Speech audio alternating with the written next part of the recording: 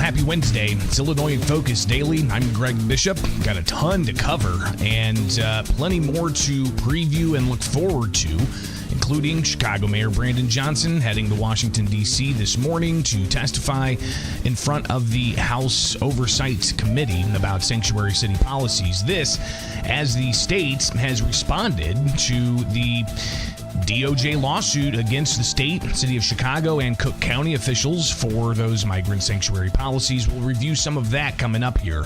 But we also got to get some Illinois legislative response to the tariffs that went into effect Tuesday morning under the Trump administration. But obviously, how can we not take a look at last night's historic speech where the president gave the longest address of any president in front of a joint session of Congress, and he didn't hold back. So we'll get some highlights there, but also hear what some of the Illinois politicians had to say about it, especially those from the Democrat side. So that's just some of what's coming up here with Illinois in Focus Daily. I'm not going to be able to get to yesterday's U.S. Supreme Court hearing on the issue of Mexico suing gun manufacturers.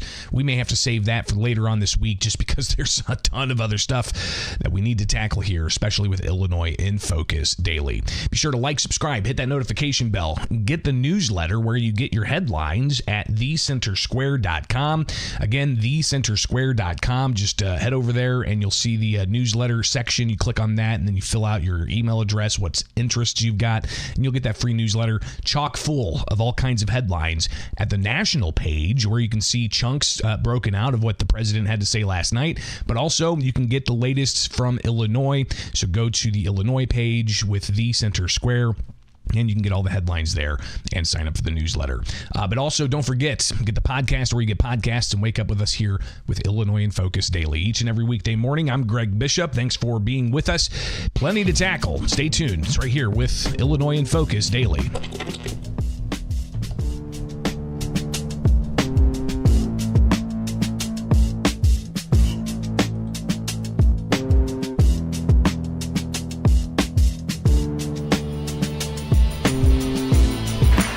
The media and our friends in the Democrat Party kept saying we needed new legislation, we must have legislation to secure the border. But it turned out that all we really needed was a new president.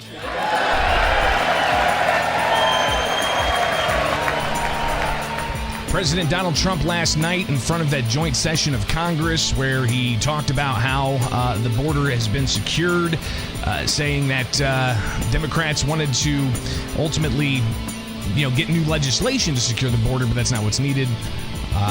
Just needed a new president, as he talked about the historic low numbers of border crossings. It's Illinois in Focus Daily. I'm Greg Bishop. Last night, a long speech from President Donald Trump in his second non-consecutive term, actually making it to the longest speech that a president has given in front of a joint session of Congress. And he was firing all over the place on a variety of different issues, including that he says Democrats, they don't care about what happens, even if it's extremely positive for everybody, regardless of your politics. And let's get this pulled back up here and fire away. Country. Who would want to do that? This is my fifth such speech to Congress. And once again, I look at the Democrats in front of me, and I realize there is absolutely nothing I can say to make them happy or to make them stand or smile or applaud. Nothing I can do. I could find a cure to the most devastating disease, a disease that would wipe out entire nations, or announce the answers to the greatest economy in history, or the stoppage of crime to the lowest levels ever recorded. And these people sitting right here will not clap, will not stand, and certainly will not cheer for these astronomical achievements. They won't do it, no matter what. Five times I've been up here. It's very sad. So he went on from there with a lot of different agenda items that, again, you can go to thecentersquare.com on the national page. You'll see all those headlines, right? Trump just getting started, he says, as he talks about the border, DOGE, tariffs, talks about the Ukrainian deal, highlights wasteful spending in government. You've got Democrats that were kicked out, and that really seemed to happen whenever you had the president reflect on his predecessor, Joe Biden. Those not to come. In comparison, under Joe Biden, the worst president in American history, there were hundreds of thousands of illegal crossings a month, and virtually all of them, including murderers, drug dealers, gang members, and people from mental institutions and insane asylums, were released into our country. Who would want to do that? This is my fifth such speech to Congress.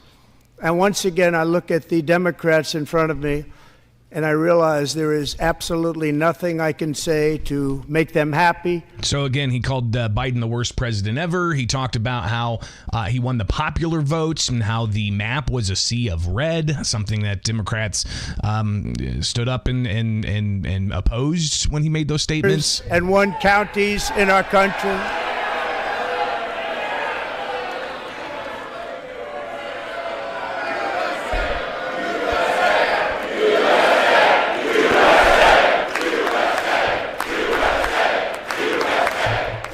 You see Al Green standing down onto the far left there of the screen with the Democrats waving his cane around. The House Speaker looking to try to get decorum back. Counties in our country, 2,700 to 525. He points to Al Green and says, get him out of there. Almost completely red for Republican. Points back at him. But then you get the Speaker ultimately taking control of the chamber. Members are engaging in willful and continuing breach of decorum, and the chair is prepared to direct the Sergeant-at-Arms to restore order to the joint session.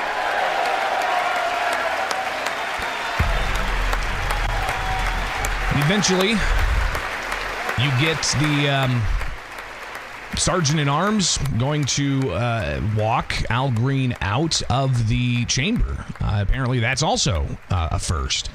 So all around, it was a pretty historic speech, obviously. He talked about draining the swamp and getting rid of bureaucrats who aren't doing their jobs. Hundreds of thousands of federal workers who have not been showing up to work. My administration will reclaim power from this unaccountable bureaucracy, and we will restore true democracy to America again.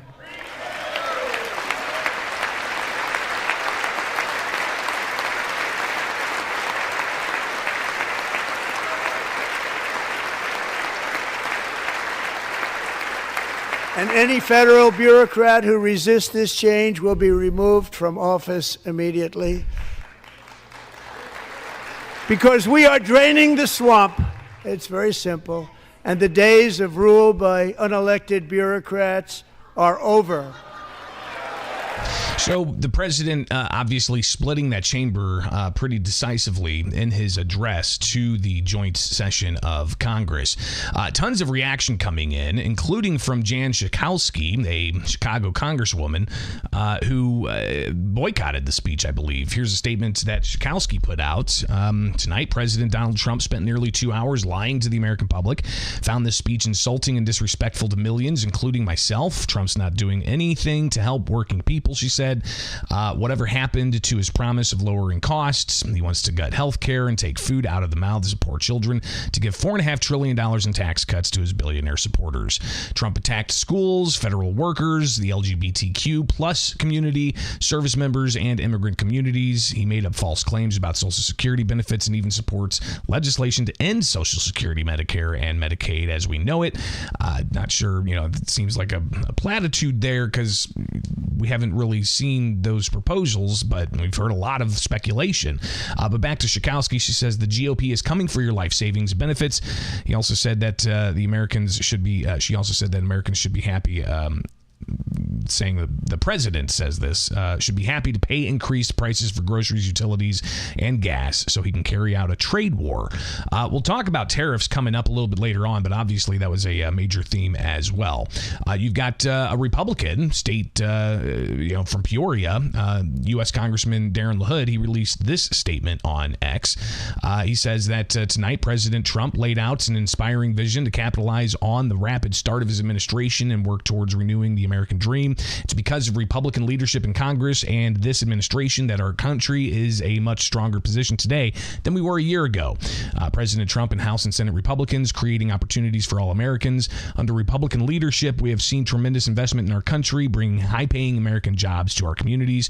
Border crossings have plummeted to record lows. Congressional Republicans are committed to working alongside the administration to secure the border, protect communities, and lower violent crime rates. While there's still work to be done, LaHood said he's confident that under President Trump, Republicans will continue to deliver a more prosperous and secure future for our nation. So that's just a little bit of flavor from the Republican and Democrat side of the aisle. Nikki Budzinski, a Democrat, she did release a video where she laid out some of her thoughts with a guest that she welcomed in. Let's go ahead and hear what Budzinski had to say from inside her office in Washington, D.C. Hi, everyone. It's Congresswoman Nikki Budzinski. I'm so excited to have with me here today Lisa, a special education teacher, to be my special guest at the joint address tonight. We wanted to have Lisa come because I'm very concerned about the target that Donald Trump is putting on our public education system, specifically on the Department of Education, and what that's going to mean for special needs children. So Lisa, tell us about what you do and why special needs education is so important. So I teach special needs kids, and I have for 31 years, and I'm super honored to be here, but I'm also super concerned, very frustrated, and I think it's detrimental if any of this happens to us. This is our funding. This is our protection. This is, all of our kids' accommodations. This is how they learn. And without this funding, we're going down way the wrong road. Hi, everyone. It's again, Congresswoman Nikki. The Congresswoman with a special guest inside her office reacting to that. Of course, you heard if this happens, so it's a lot of speculation as to what could possibly happen, but still Democrats are using the speech as a way to ultimately try to cast the president's agenda a certain way, including Democrats U.S. Senator from Illinois Tammy Duckworth saying that Donald Trump promised he'd lowered costs for the middle class families, but clearly that was a lie that he sold to get elected. In reality, we're continuing to watch Trump and Elon Musk take a chainsaw to programs and services that middle class families rely on, the same families Trump swore he'd protect. And the statement goes on from there, and you can go find that for yourself. But you also have other statements that were given, like, for instance, from Democratic U.S. Senator Dick Durbin. He put out a statement saying that what we witnessed tonight was hubris in the highest form. President Trump has claimed that he alone can make America great. Unfortunately, grandstanding does not lower the price of groceries or cut prescription costs for drugs. While President Trump delivered empty platitudes about the success of his presidency, Elon Musk and his administration have gutted federal government indiscriminately, firing civil servants who are critical to our national security, who protect us from disease outbreaks, and who ensure it's safe to fly under the guise of efficiency. So it goes on from there, and again, you can go find that and read for yourself. Governor Pritzker putting out a statement as well last night, talking about this speech from President Donald Trump. Here's what the governor of Illinois had to say. Republican cuts to health care, child care, and retirement programs designed to pay for billionaire tax cuts. Again, it seems to be what the Democrats are really leaning into. So he says, once again, Donald Trump showed us he cares more about giving tax cuts to the biggest corporations and wealthiest people more than he cares about making life more affordable for American working families. To line the pockets of billionaires, Republicans plan to make working people in Illinois pay the price by gutting health care, child care, and retirement programs.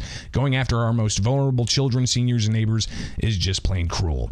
Goes on to talk more about Elon Musk and Donald Trump. So, again, giving you both sides here, right? Trump coming out with a partisan speech, highlighting how he doesn't think anything he does Democrats would stand for or clap. What was really interesting, and I didn't have this clip pulled up, but he talked about ending the war in Ukraine, trying to bring about peace. And Democrats were objecting to that. And he even singled out Elizabeth Warren, who was clapping when, Trump was talking about giving, billions and billions of dollars to Ukraine, and that helped keep the war going. But Trump's pulling back from that so he can bring about peace. So it was an interesting kind of, split screen there. You had the president saying we need peace, and Democrats were applauding for continuing what's going on right now with thousands of people dying on each side of the conflict a week. Must see TV, I guess, and it being prime time and how long it went. A lot of people were watching it, no doubt about it. It is Illinois in Focus Daily. Hopefully it's informative for you to see not just what the president had to say, but also to hear what some of the Democrats in response had to say as well. Here with Illinois in Focus Daily. Like, subscribe, hit that notification bell. Wake up with us each and every weekday morning. The live chat is lively. And it's something that you can join if you watch us on YouTube each and every weekday morning. But if you can't, get the podcast anywhere you get podcasts, and get the segments of the show after the fact with The Center Square on YouTube. Again, The Center Square. And get the headlines at thecentersquare.com. And we'll see you right here with Illinois in Focus Daily.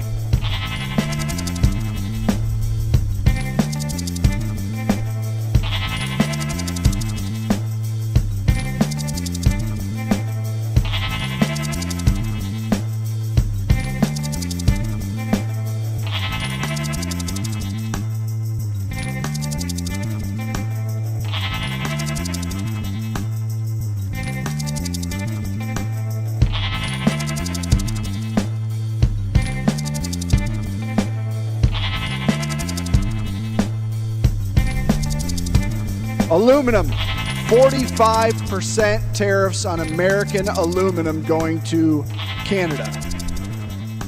Who is starting this trade problem? It is not America. We are looking for fair trade, and I think there's opportunity for us to work towards no tariffs if countries are willing to work with us. It's State Representative C.D. Davidsmeyer yesterday on the House floor responding to Democrats critical of the Trump administration's tariffs. And that was a big issue yesterday as well with the president's joint address to the members of Congress. Good morning. Illinois in Focus Daily. I'm Greg Bishop. Like, subscribe, hit that notification bell, and join us as we wake you up and give you some headlines that you need to know about. So, of course, last night was the president's speech. The previous segment, we highlighted a lot of that. Here's just some of though what the president had to say this week about tariffs. This is from Monday inside the Roosevelt Room of the White House. Tariffs, 25% on Canada and 25% on Mexico, and that'll start. So they're going to have a tariff. So what they have to do is build their car plants, frankly, and other things in the United States, in which case they have no tariffs. So, again, you've got the president talking about building plants in the United States, and that's one of the reasons why tariffs are so important. He also said that tariffs are important because they still need to control the flow of fentanyl coming into the country from Mexico and Canada through, China and gangs or however it's getting across the border. But last night he talked about the importance of bringing investment back to the United States, especially in the vehicle manufacturing space. And I also want to make interest payments on car loans tax deductible, but only if the car is made in America.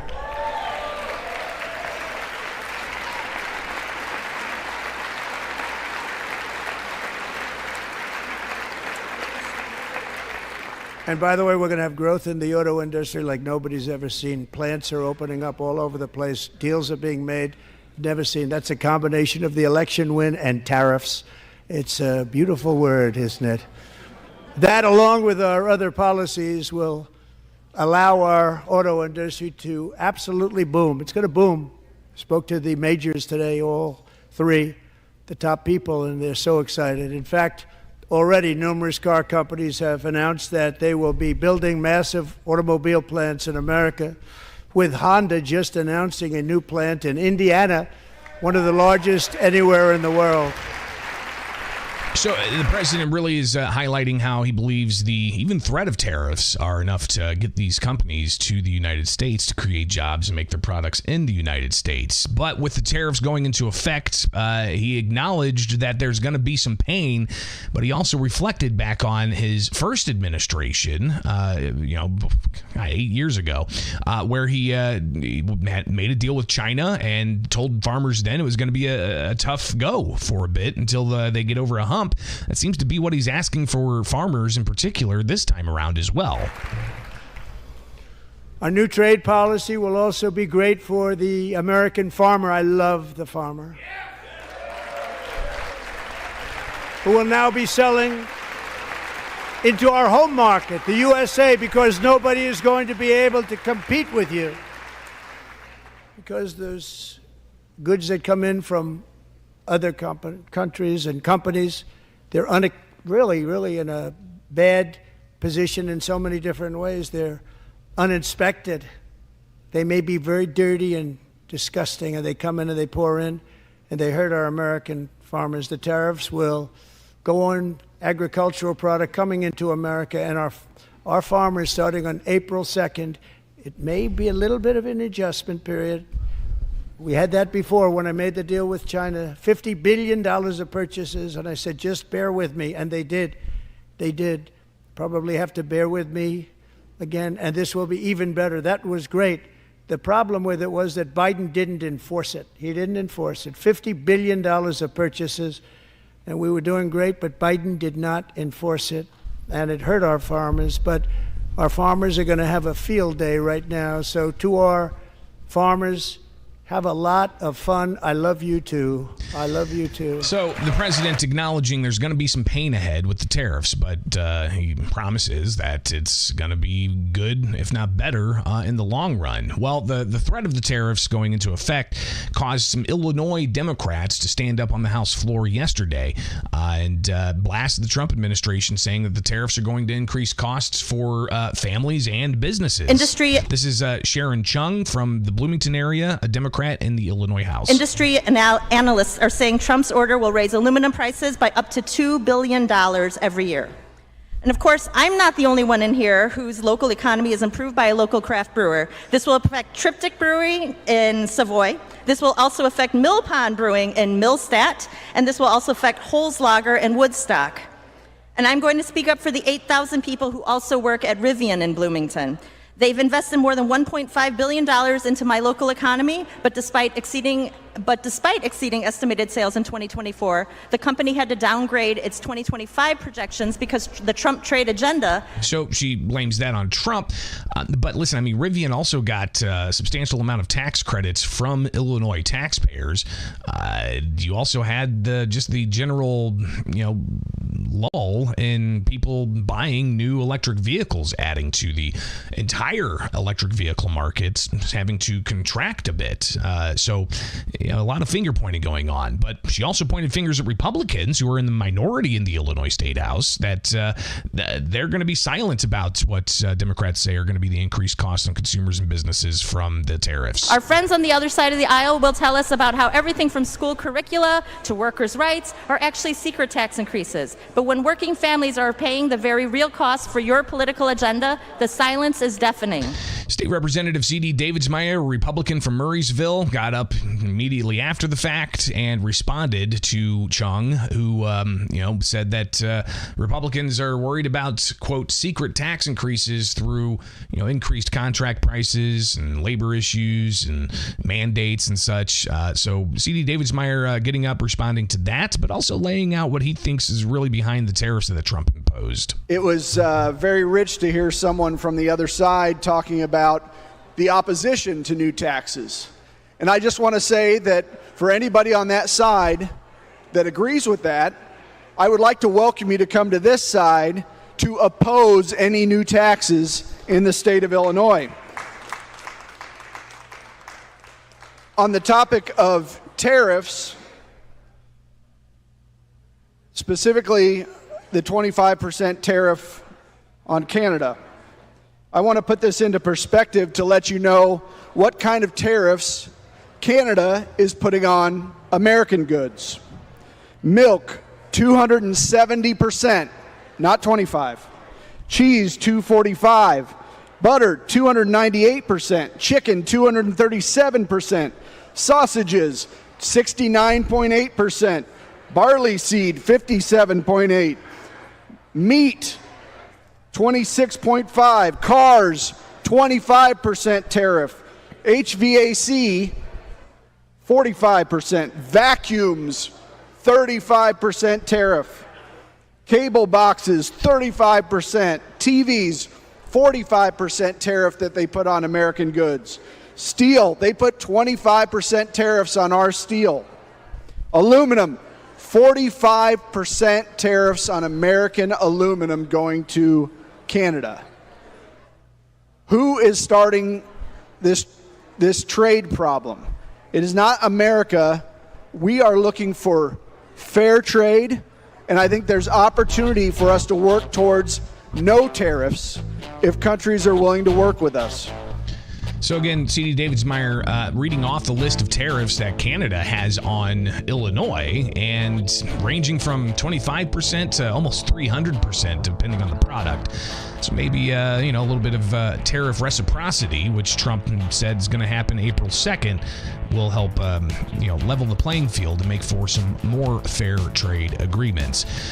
We shall see, but of course, Illinois legislators reacting to what's going on with the federal government, and we'll keep you updated on all of that and more here with Illinois in Focus Daily. Like, subscribe, hit that notification bell, get the podcast where you get podcasts, and wake up with us each and every weekday morning for the live show, and get the newsletter in your inbox. Go to thecentersquare.com. Again, thecentersquare.com.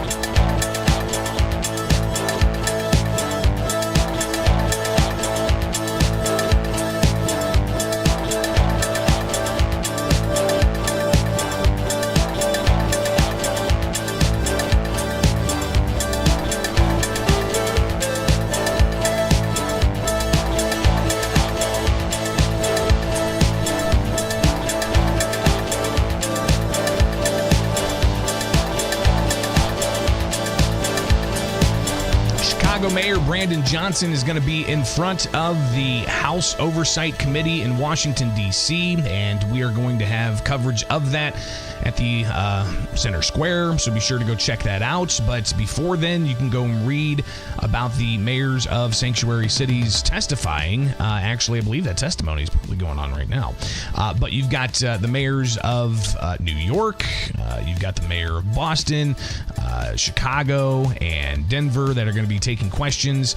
All of this at the House Oversight Committee about sanctuary city policies and sanctuary state policies. So we'll review a lot of what was said tomorrow, but I've got in front of me the latest filings of the case that the Department of Justice brought against the state of Illinois, Cook County, and Chicago. Welcome in Illinois in Focus Daily. I'm Greg Bishop. Like, subscribe, hit that notification bell. Let's go ahead and get right on into this, and just a little overview of some of the arguments that are being made here.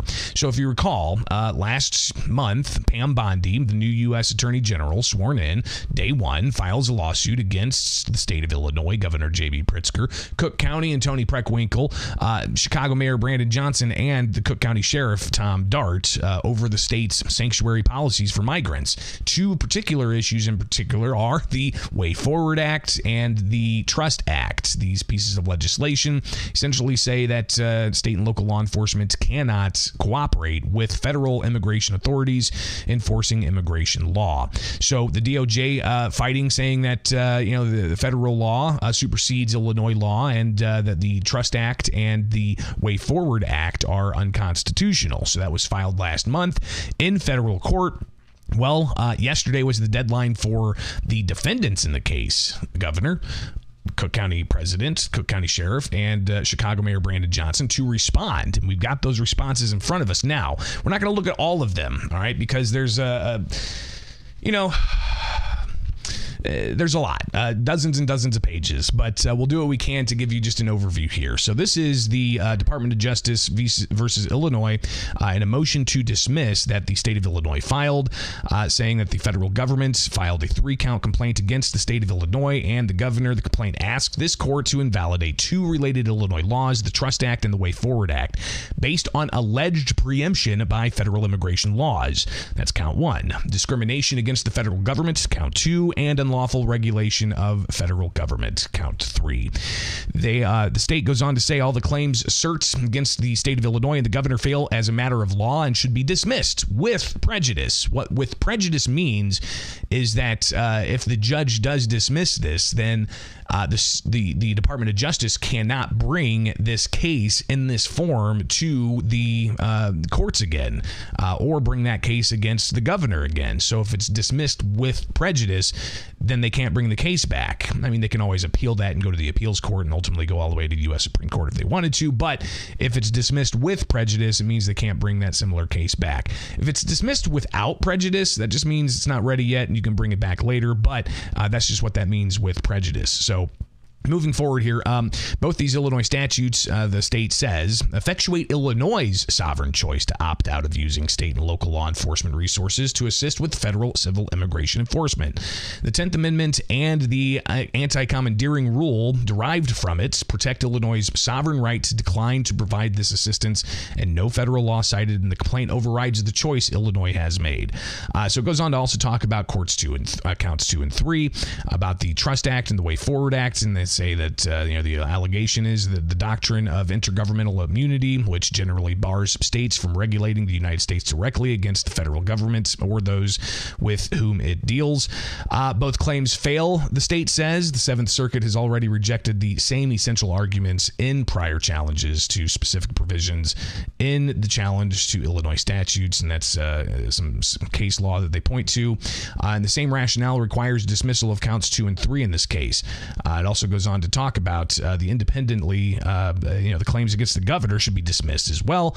They argue that Illinois law authorizes the Attorney General, not the governor, to enforce the Trust Act and the Way Forward Act. Because the federal government has not shown that the governor could enforce these laws to its detriment, it lacks Article 3 standing to maintain a suit against the governor. All claims against the governor should be dismissed for lack of standing. So again, this is just the overview of the motion to dismiss that the state provided, and there's a much longer filing here, which goes into the case law and such. But I want to just review some of the overview here, right? Because these bullet points can kind of give you a better idea of what we're looking at here. So they give the background on the 2017 Trust Act, which actually passed and was signed by former Republican Governor Bruce Rauner, right? And ultimately that says that state and local law enforcement cannot cooperate with federal immigration authorities enforcing immigration law if it's just a civil detainer, but they can work if it's a criminal detainer or there's other criminal circumstances around that individual suspected illegal immigrant. The Way Forward Act in 2021 that Governor Pritzker signed ultimately says that ICE can't utilize state or local facilities. And so that ultimately meant some sheriffs that had open beds to allow for ICE to hold detainees there while they get them processed. That can't happen anymore. So it also goes on to make the arguments, and we heard some of this in that motion to dismiss. Federal law does not preempt the Illinois Trust Act. No federal law overrides Illinois' sovereign choice to opt out of federal immigration enforcement. No federal law requires requires Illinois law enforcement to provide the specific types of assistance plaintiffs now demand. Federal law does not compel Illinois to arrest, detain, continue to detain, or transfer custody of individuals for civil immigration enforcement. Federal law does not compel Illinois to affirmatively share release date information, particularly when it's routinely posted online, they say. So just because, some sheriff's offices might post this stuff online, the state feels that they don't have to give it to the feds. Federal law does not compel Illinois to provide access to individuals in its custody for federal civil immigration enforcement. So, again, that goes to the Way Forward Act and some of the arguments the state's making to try to go against this federal lawsuit that the Department of Justice filed. The Trust Act is not preempted by U.S. law. The Trust Act permits the limited information sharing referenced in law. A broad interpretation of law would result in unconstitutional commandeering, they argue. The federal statute at issue have no preemptive effect because they do not regulate the conduct of private actors. And then they go on to talk about the Trust Act not violating intergovernmental immunity. So you've got that being the overview of the arguments that the state is making. But you also have the other plaintiff or the other defense in this. You've got Cook County President Tony Preckwinkle filing their own documents. You've also got Cook County Sheriff Tom Dart filing their own documents. But here you've got the Chicago mayor and Larry Snelling, the city's police superintendent. They say that this needs to be dismissed. Count 1 alleges that the WCO conflicts with various sections of the INA, the Welcoming City Ordinance in Chicago, and you've got the immigration law that they're ultimately saying it's all hunky-dory. As to conflict preemption, plaintiffs argue that the WCO conflicts with the INA because the WCO prevents CPD from assisting with ICE seeks to detain alien or for civil immigration violations. But there's no conflict here, as the INA's terms make clear the local participation of civil immigration enforcement is voluntary. So again, you got these really dense legal arguments that are going to be made in court, but just an overview again of some of what the arguments are. A lot of interesting things are going to be said and filed in all of this. So now we have the next step. You've got responses that are going to be made by the DOJ, and we'll be watching that closely. Obviously, this all happening yesterday when they filed these papers in the federal courts, as Brandon Johnson prepares to go in front of the U.S. House Oversight Committee to testify about the migrant sanctuary policies. So here we are with more Illinois in Focus. It's right here each and every weekday morning. Wake up with us at thecentersquare.com. Get the headlines at the Center Square, and also subscribe, and follow along here on YouTube for clips and segments and so on. And if you can't make the live show, you can always check out the Center Square and Illinois in Focus where you get podcasts. All right, we'll see you on the other side.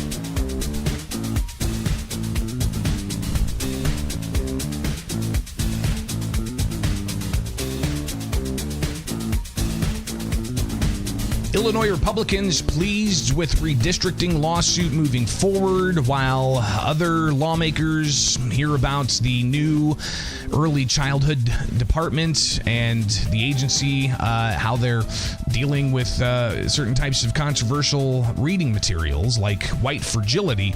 These are just some of the things happening at the Illinois State House. I'm Greg Bishop.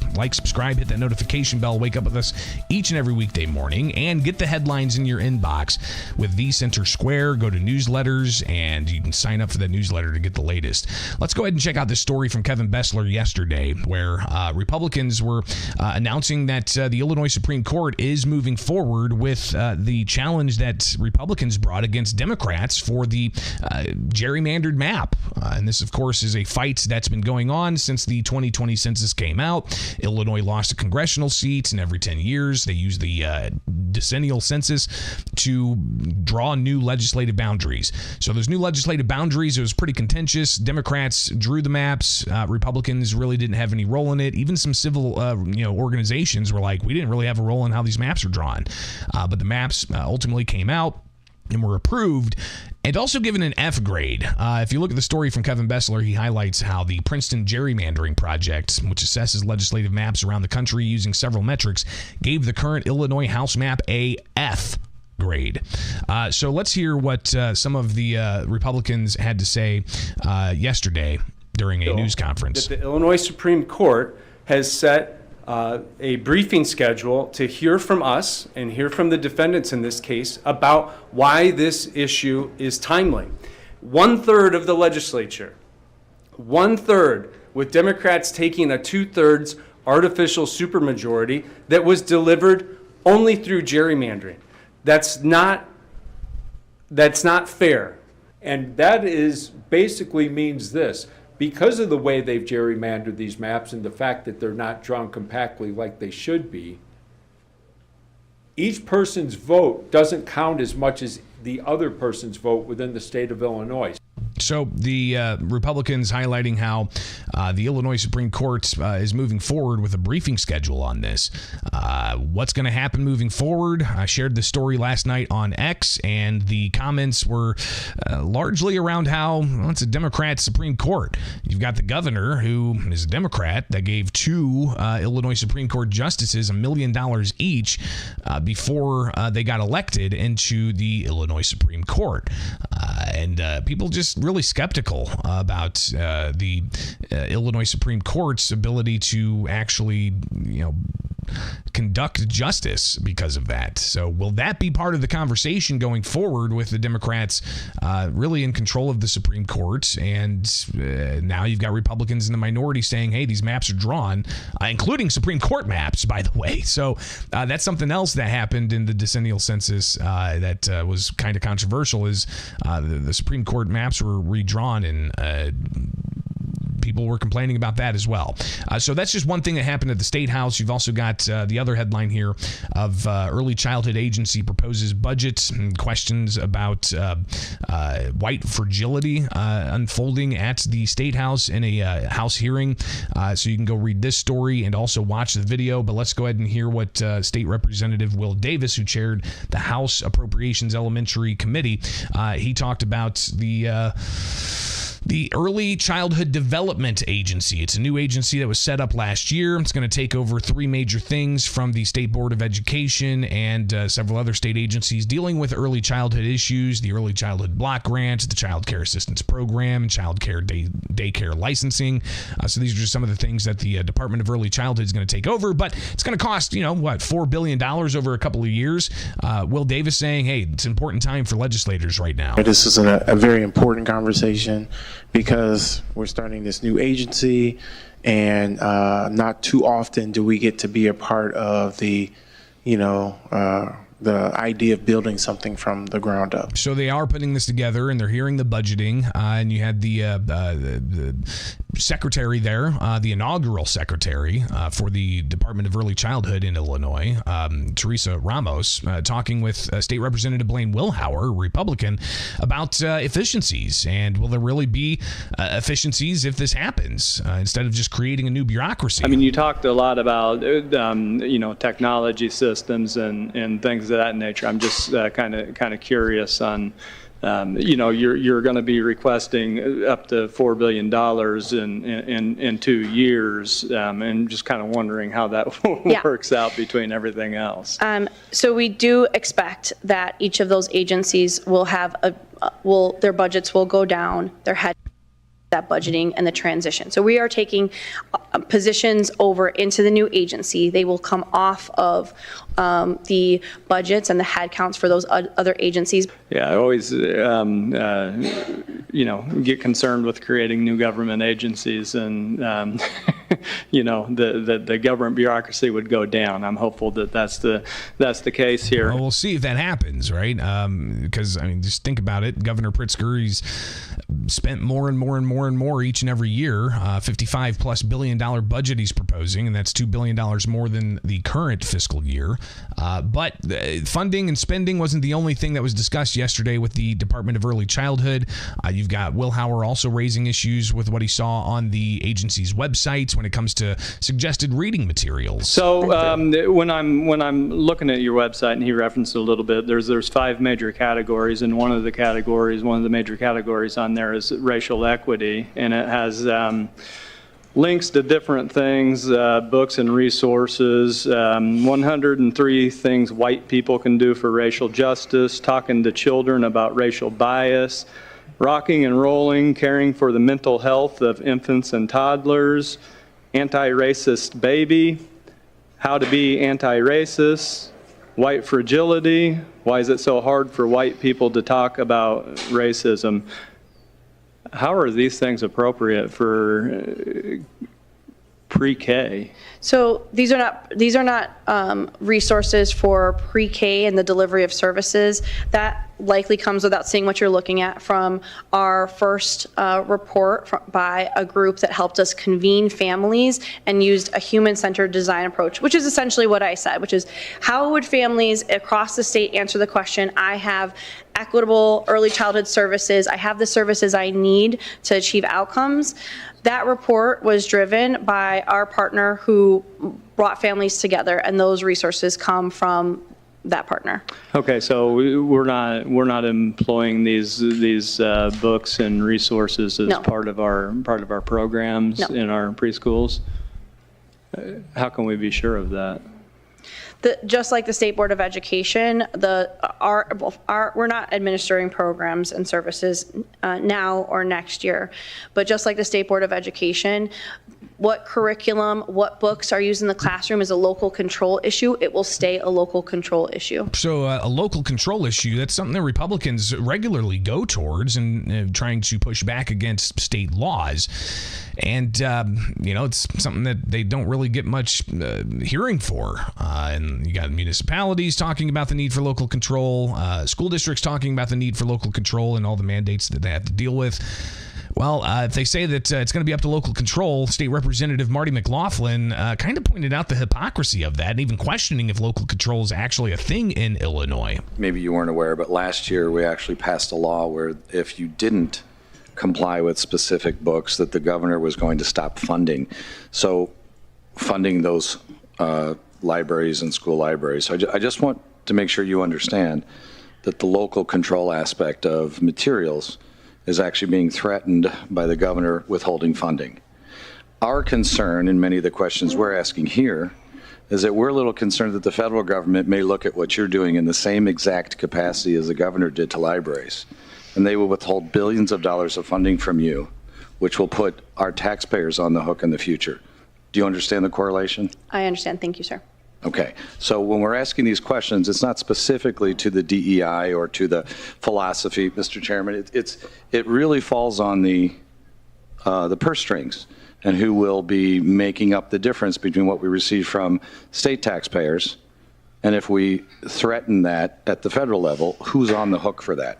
And I think that's where a lot of our questions are coming from, and our fear is, not fear, we see a direct response of what the governor did to libraries to what the federal administration potentially may do to the state of Illinois. So clearly a lot more questions about DEI policies and how those are being impacted by the possible federal withholding of funds. In a state like Illinois, that seems to be moving forward with continued DEI policies. I mean, having books recommended called White Fragility and, Anti-Racist Baby and stuff like that. So will Republicans get any kind of traction with their continued questions as they craft a budget to spend the most money that's ever been spent by tax dollars in Illinois history? That starts July 1st, so it's going to be a long slog here the next few months as we get to that May 31st deadline. And trust assured, the Center Square is going to be on the ground, bringing you the very latest. That's why you need to wake up and like, subscribe, and hit with us each and every morning. The Center Square on YouTube with the live show for Illinois in Focus. Get the podcast where you get podcasts if you can't make the live show, but also get the news headlines within your inbox. Go to thecentersquare.com and sign up for the newsletter. All right, we'll see you back here on the other side with Illinois in Focus Daily.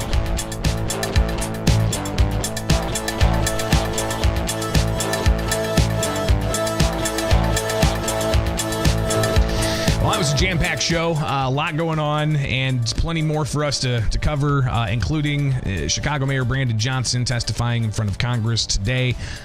You've got the gun hearing that happened yesterday that we got to tackle at some point inside the U.S. Supreme Court about Mexico suing gun manufacturers.